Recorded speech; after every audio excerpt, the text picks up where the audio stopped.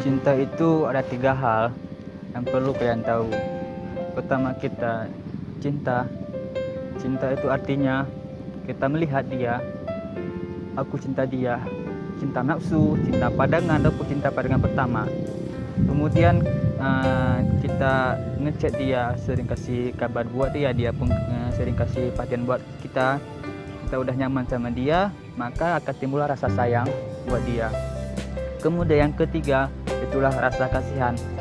Rasa kasihan itu yang udah kita terima dia apa adanya, terima keluarga dia, terima apapun tentang dia, kita udah terima.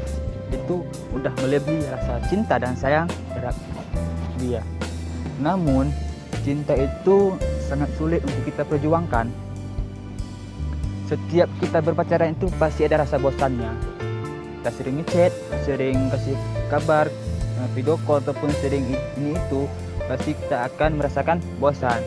Cobalah kita percaya untuk kita menjaga cinta itu akan tetap bersatu untuk selamanya.